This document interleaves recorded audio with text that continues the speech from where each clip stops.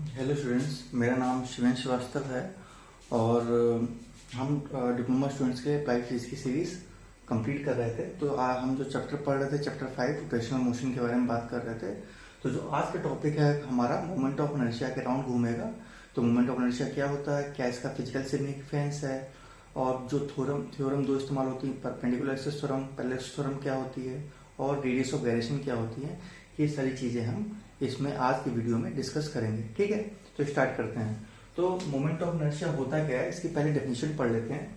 तो moment of inertia of a rigid body, क्योंकि हम सारे के सारे जो मोशन है किसके बारे में बात करते हैं, rotational motion of a rigid body. तो यहाँ मोमेंट ऑफ इनर्शिया किसकी बात की जा रही है, रिजिड बॉडी का। क्या होता है, अबाउट अ गिवन एक्सेस, किसी एक एक्सेस के अबाउट क्या होता है, is the sum of the products. ठीक है, products of the masses of all particle, जितने भी पार्टिकल्स उस बॉडी में हैं उन सबका क्या प्रोडक्ट, मासेस का और उनका स्क्वायर डिस्टेंस, परपेंडिकुलर डिस्टेंस का from the axis of rotation. ठीक है, तो यहाँ पे जो फॉर्मूला लिखा भी है, I is equal to sigma MI/RI square, मतलब जितने भी पार्टिकल्स हैं इनका मास M1 M2 M3 होगा और रेडियस एक्सिस से जो भी रोटेशन हो रहा होगा, रेडियस उसकी R1 R2 R3 होगा, उन सबका प्रोडक्ट का स्क्वायर के साथ हम क्या करेंगे, समेशन करेंगे, तो हमको वो मोमेंट ऑफ इनर्शिया मिल जाएगा। ठीक है, इसको हम डायग्राम से भी समझते हैं, इसका क्या मतलब है।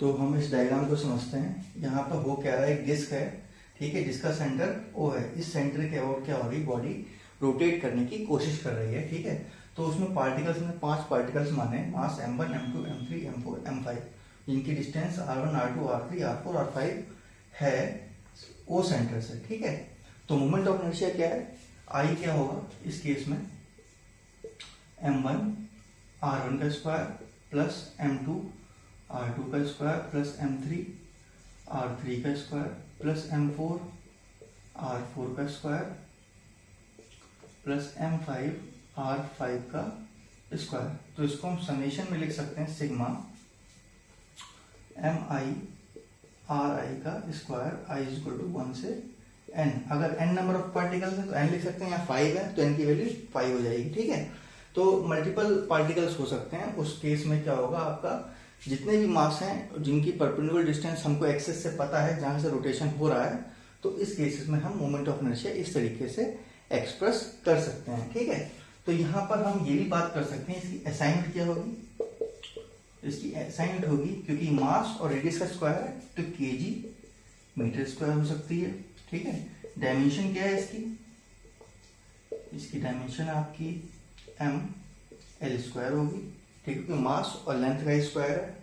ठीक है, तो ये क्या है कि आपको एक तरीके से ये बताता है मोमेंट ऑफ इनर्शिया कि जो केस हम लीनियर मोशन में फोर्स लगा के करते थे, तो वहां पे एक इनर्शिया का टर्म इस्तेमाल होता है। इनर्शिया वहां से रिफ्लेक्ट करता था, मास को बताता था कि जितना बॉडी में जितना मास होगा उतना ज्यादा हमें फोर्स लगाना पड़ेगा बॉडी को मूव करने के लिए।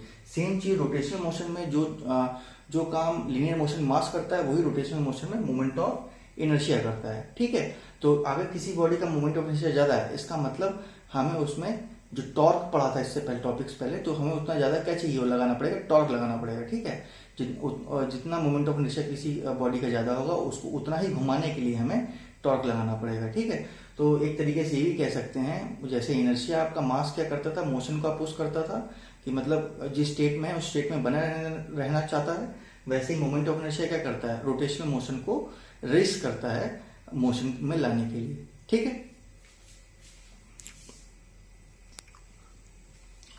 तो कुछ और इंपॉर्टेंट पॉइंट्स की बात कर लेते हैं मोमेंट ऑफ इनर्शिया के करस्पॉन्डिंग में। तो मोमेंट ऑफ इनर्शिया को हम MOI से शॉर्ट फॉर्म लिखा हुआ है, तो जहां जहां भी MOI लिखा है वहां पे मतलब क्या है, मोमेंट ऑफ इनर्शिया।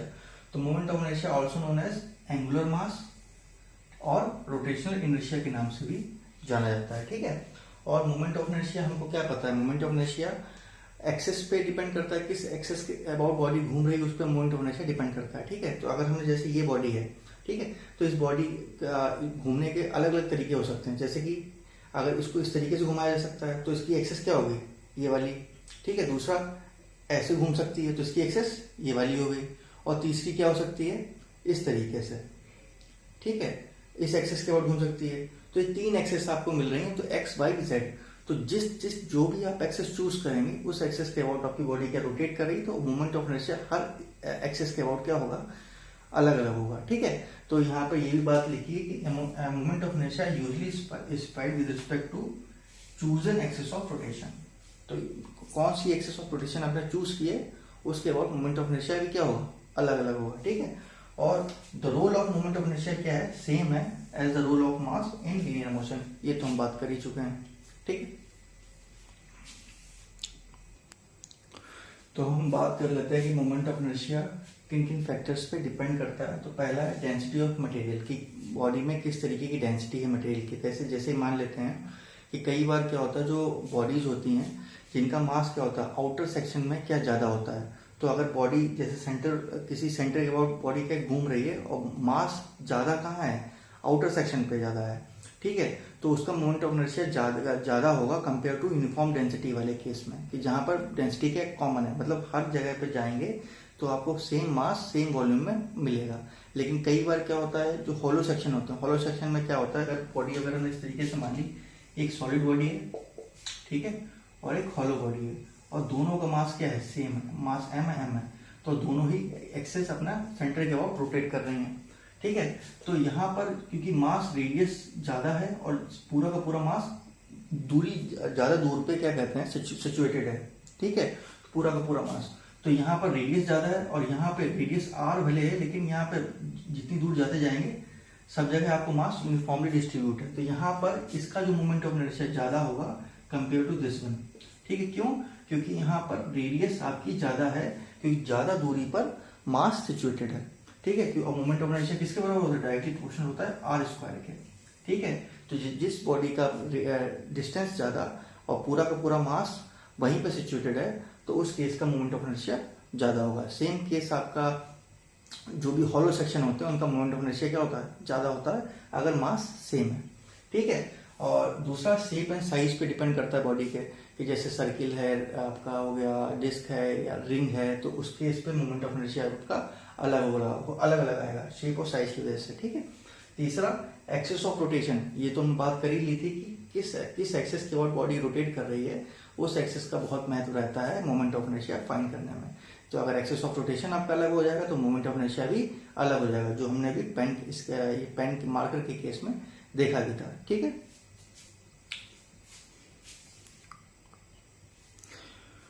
तो हम बात कर लेते हैं फिजिकल सिग्निफिकेंस इसकी मोमेंट ऑफ इनर्शिया का ही महत्व है। तो जो महत्व आपका मास का है ट्रांसलेशन मोशन में, वही आपका moment of inertia rotation motion में, ये बात कर रखी थी हमने। ठीक है, अगर दूसरा है जो मास ऑफ द बॉडी क्या होता है, इनर्शिया कैलकुलेट करने में यूज होता है लीनियर मोशन में, ट्रांसलेशन वाले मोशन में सेम चीज आपका मोमेंट ऑफ इनर्शिया रोटेशन में इस्तेमाल किया जाता है। इनर्शिया इंक्रीज करता है जैसे जैसे मास आपका इंक्रीज होता है।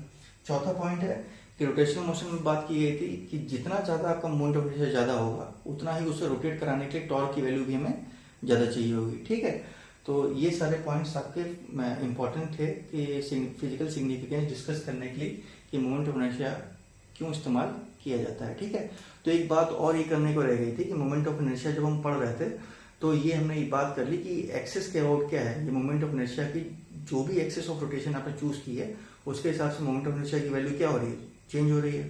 ठीक है, और साथ में तो हमने अभी तक इसमें ये बात हमने डिस्कस नहीं की ये क्वांटिटी कैसी है, कि स्केलर है या वेक्टर है। जो भी क्वांटिटी हमने पढ़ी है तो उस समय हम क्या करते थे, हम डिसाइड कर लेते थे पहले ही कि ये स्केलर है या वेक्टर है। तो बेटा ये जो मोमेंट ऑफ इनर्शिया है ना ही स्केलर है ना ही वेक्टर है, इसको बोलते हैं टेंसर क्वांटिटी। क्यों, क्योंकि ये एक्सेस पे तो डिपेंड कर रहा है मोमेंट ऑफ इनर्शिया की वैल्यू, लेकिन साथ साथ में वेक्टर का जो एडिशन होता है वो कैसे होता था, वेक्टर एडिशन होता था। लेकिन यहाँ पर क्या है, जब हमने डिफरेंट मासेस लिए थे पार्टिकल के तो सिंपल क्या कर लिया था, ऐड कर रहे थे, तो सिंपल एडिशन तो वेक्टर में होता नहीं है।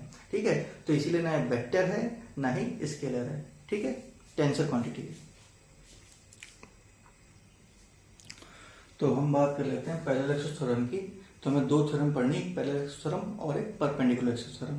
ठीक है, तो ये थ्योरम कहता क्या है कि अगर moment of inertia of a body about an axis, किसी एक्सिस के अबाउट हमको निकालनी है जो कि पैरेलल है मतलब समांतर है to the distance at a distance D distance पे है from the axis through the centre of मास।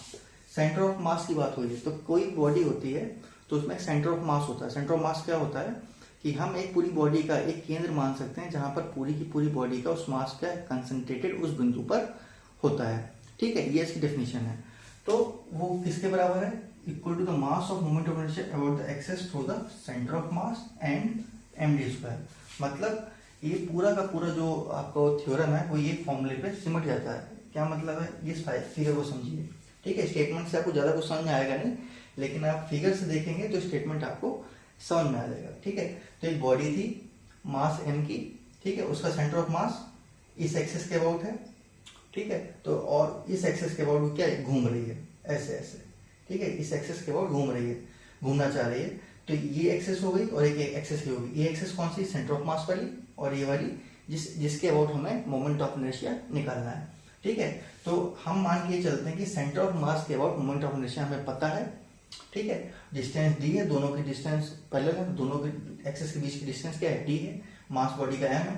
तो आई एक्सिस इस एक्सिस के अबाउट अगर मोमेंट ऑफ इनर्शिया हमें फाइंड करना है तो हम क्या लिख सकते हैं? आई सेंटर ऑफ मास के अबाउट जो मोमेंट ऑफ इनर्शिया हमें पता है प्लस md²। ठीक है, mass of the body, d distance between the two axis. तो ये आपका पैरेलल एक्सिस थ्योरम होता है। ठीक है, तो ये नोटेशन आप ध्यान रखेंगे, फिगर याद कर लेंगे और इसकी मदद से ही आप ये डेफिनेशन लिख देंगे। ठीक है, थोड़ा सिंपल है ये। इसको जब अप्लाई करेंगे बॉडीज में, सेंटर ऑफ मास के अबाउट हम मल्टीपल बॉडीज का मोमेंट ऑफ इनर्शिया याद कर लेंगे एज अ फॉर्मूला, फिर दूसरे एक्सिस के अबाउट निकालना हमें ईजी हो जाएगा। ठीक है, ठीक है, अब हम बात कर लेते हैं दूसरी थ्योरम की, परपेंडिकुलर एक्सिस थ्योरम की। तो ये क्या बोलता है कि moment of inertia of a plane lamina. Plane lamina मतलब एक समतल है, लैमिना मतलब शीट्स की बात कर रहा है, एक स्मॉल थिकनेस की शीट मान सकते हो। About an axis perpendicular to its plane, कि एक प्लेन लैमिना है उसके परपेंडिकुलर एक जो लाइन जा रही है एक्सिस, उसकी बात की जा रही है। तो इस एक्सिस के अबाउट अगर हमको मोमेंट ऑफ इनर्शिया फाइंड करना है तो कैसे निकालेंगे? Is the sum of the moment of inertia to perpendicular axis lying in the plane. ठीक है, अगर एक बॉडी प्लेन है तो इसमें तीन एक्सेस होंगी। अगर इसको हमने z मान लिया, ये आपका x हो गया, ये इसका y हो गया। ठीक है, तो जो z एक्सेस का है तो तीनों एक्सेस एक ही पॉइंट क्रॉस होंगी। तो जो z एक्सेस का मोमेंट ऑफ इनर्शिया है z के अबाउट, वो किसके बराबर होगा? दो मोमेंट ऑफ इनर्शिया जो प्लेनर बॉडी का जो एक्सेस लाई कर रही हैं प्लेन में, उनके समेशन के बराबर होगा। ठीक है, इसका क्या मतलब है? I Z Z equal to I X X plus I Y Y. तो अगर प्लेन इस तरीके से एक्स ये और वाई ये और जेड ये, तो जो out of the plane line axis है उसका मोमेंट ऑफ इनर्शिया दो प्लेन पे लाई करने वाले मोमेंट ऑफ इनर्शिया के एक्सिस के समेशन के बराबर होगा। ठीक है, तो अगर ये बॉडी हमने मान ली प्लेन है, एक एक्स एक्सिस है, ये वाई एक्सिस है, दोनों प्लेन लाई कर रहे हैं, लाइन लाई कर रही है उस पे एक्स वाई प्लेन पे, और Z out of the plane है एक्सिस बिल्कुल, और तीनों पॉइंट एक ही पॉइंट पर क्या हो रहे हैं? इंटरसेक्ट कर रहे हैं। तो उसका मोमेंट ऑफ इनर्शिया क्या होगा? I Z is equal to I X X plus I Y Y. ठीक है, तो अब हम एक एक करके कुछ स्पेसिफिक बॉडी का मोमेंट ऑफ इनर्शिया ऐसा फॉर्मूला याद करेंगे, उनके बारे में देख लेते हैं। तो पहला है सर्कुलर डिस्क। डिस्क आप जानते होंगे, प्लेट जो देखी होगी आपने, सब में यूनिफॉर्मली मटेरियल डिस्ट्रीब्यूट होता है, और डिस्क इस तरीके से रखी है और आप घुमा कैसे रहो? इस तरीके से उसको घुमाने की कोशिश कर रहे हो। ठीक है, मतलब सेंटर के बिल्कुल आर पर जाते हो, तो इसको इस तरीके से घुमाने की कोशिश करो। तो एक्सेस ऑफ प्रेफरेंस हमारे लिए इंपॉर्टेंट है। तो इस सेंटर के अबाउट बॉडी रोटेट कर रही है, तो आई सेंटर के अबाउट mr²/2 होता है। बॉडी का मास m है, रेडियस r है। ठीक है, तो फॉर्मूला हो जाएगा mr²/2। ठीक, अब हम बात करते हैं रिंग की। तो रिंग जैसे हमें पता है, डिस्क में पूरी की पूरी बॉडी में प्लेट के हिसाब से क्या मास होता है। रिंग में क्या केवल आउटर पोर्शन में मास होता है, बीच में खाली होता है। ठीक है, तो यहाँ पर भी क्या है? एक रिंग है, और रिंग को भी आप कैसे घुमा रहे हो? इस तरीके से घुमा रहे हो, मास m है, रेडियस r है। तो इस केस में भी सेंटर के अबाउट मोमेंट ऑफ इनर्शिया क्या हो जाएगा? mr²। ठीक है, तो डिस्क में क्या था? mr²/2, और रिंग में क्या होगा? mr²। ठीक है, तो अगर कंपेयर किया जाए डिस्क में और रिंग में, तो मोमेंट ऑफ इनर्शिया किसका ज़्यादा है? आपका मोमेंट ऑफ इनर्शिया रिंग का ज़्यादा है, तो रिंग को घुमाना मुश्किल है कंपेयर टू डिस्क। ठीक है, तो हम बात कर लेते हैं स्फीयर की। तो स्फीयर दो तरीके के होते हैं, एक सॉलिड स्फीयर और एक हॉलो स्फीयर। तो सॉलिड स्फीयर जिसमें क्या है? पूरा का पूरा मास भरा हुआ है, ठीक है। तो उस केस में मास m है, रेडियस r है और सेंटर के अबाउट हमें मोमेंट ऑफ इनर्शिया फाइंड करना है, तो उसका फॉर्मूला होता है 2/5 mr²। और हॉलो स्फीयर है, बॉडी का मास m है, रेडियस r है। हॉलो स्फीयर मतलब जो कि आपका फुटबॉल वगैरह होता है, बाहर बाहर केवल शेल के हिसाब से आपका क्या मास है, बाकी अंदर क्या खोखला है। तो उस केस में मोमेंट ऑफ इनर्शिया क्या है, 2/3 mr², ठीक है। अगर हमने एक रॉड मान ली, चौथा एग्जांपल है हमारा रॉड इस तरीके की दिखेगी और इसके सेंटर ऑफ मास के बाद मतलब डिस्टेंस अगर L/2 है तो L/2 पे इसका सेंटर ऑफ मास होगा।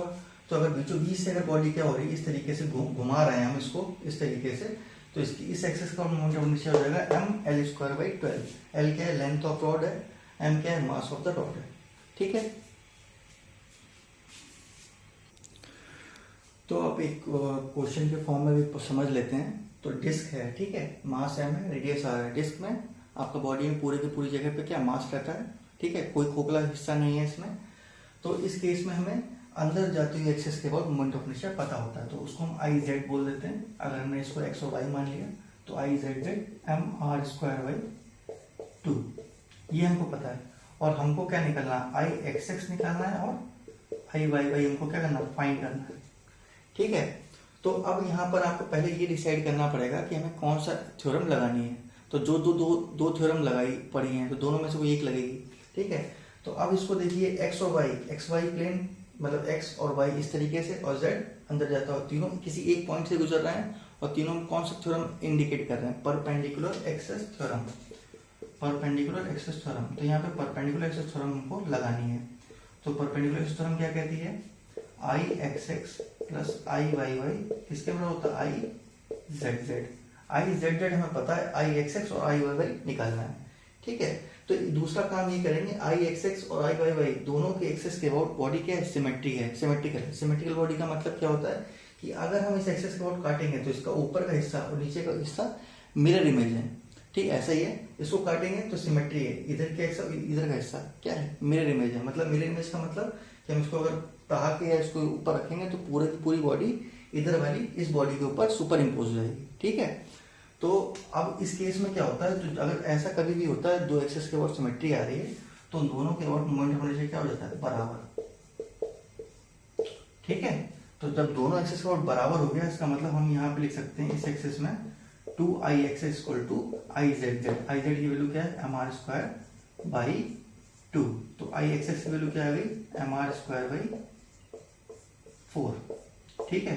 तो Ixx ये हो गया, तो Iyy भी mr²/4 हो गया, ठीक है। तो यहाँ सिंपल तरीके से हमें mr²/2 पता था, तो Ixx और Iyy mr²/4 हो गया, ठीक है। सेम सिनेरियो है, अब डिस्क ही हमारे पास है, ठीक है। और y एक्सिस और ये हमें I एक्सिस के about moment of inertia find करना है। बॉडी का मास m है, रेडियस r है, ठीक है। तो I एक्सिस हमको निकालना है। तो अब यहाँ पर हमें Izz पता हो, mr²/2 होता है।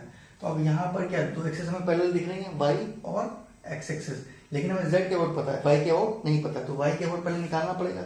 यहाँ पिछले वाला केस जो हमने पढ़ रखा है, Iyy क्या आया था, Iyy हमारा mr²/4 आया था, ठीक है। और दोनों एक्सिस क्या है, इस एक्सिस का हमको पता लग गया, इस एक्सिस का निकालना है, ठीक है।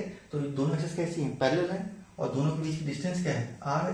तो यहाँ पे पैरेलल एक्सिस थ्योरम लग जाएगी। तो पैरेलल एक्सिस थ्योरम क्या कहता है, I axis, I centre of मास, ये सेंटर ऑफ मास, इसका सेंटर ऑफ मास कहाँ पे है, इस सेंटर पे ही है, जिसका सेंटर ही आपका सेंटर ऑफ मास होता है। तो I सेंटर ऑफ मास जो कि Iyy है, प्लस m डिस्टेंस क्या है, r², परपेंडिकुलर डिस्टेंस दोनों की r²। Centre of mass y ही है, तो mr²/4 प्लस mr²। तो I एक्सिस के अबाउट आपका आ गया 5/4 mr², ठीक है। इस तरीके से हम पैरेलल एक्सिस थ्योरम और परपेंडिकुलर एक्सिस थ्योरम एक ही बॉडी में कैसे लगाते हैं, उसका एग्जांपल आपको दिखा दिया गया है, ठीक है।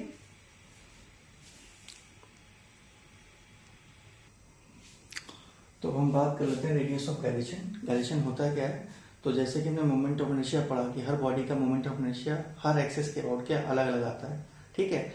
तो मल्टीपल बॉडीज को हमें चेक करना है कि किसका मोमेंट ऑफ इनर्शिया ज़्यादा है, तो हमें बार बार मोमेंट ऑफ इनर्शिया निकालना पड़ेगा। ठीक है, सब में कॉमन फैक्टर क्या है? मास।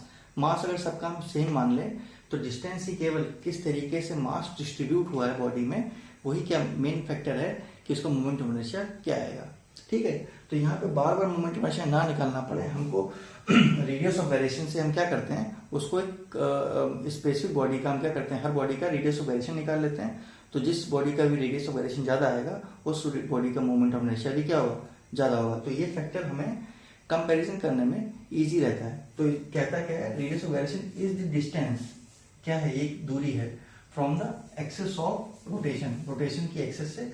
और हम मान ये रहे कि जो भी बॉडी का मास है, इंटायर मास, उस एक पॉइंट पर पूरी की तरीके से क्या कंसंट्रेटेड है।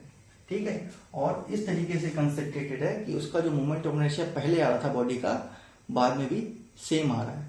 ठीक है, इसको हम I is equal to M के स्क्वायर फॉर्मूले से रिप्रेजेंट करते हैं कि अगर कोई बॉडी कंसंट्रेटेड है मास m किसी डिस्टेंस k पे, तो हम मोमेंट ऑफ इनर्शिया क्या लिख सकते हैं, उसका एम के स्क्वायर। ठीक है, तो k क्या आ जाएगा, √I डिवाइड बाई m।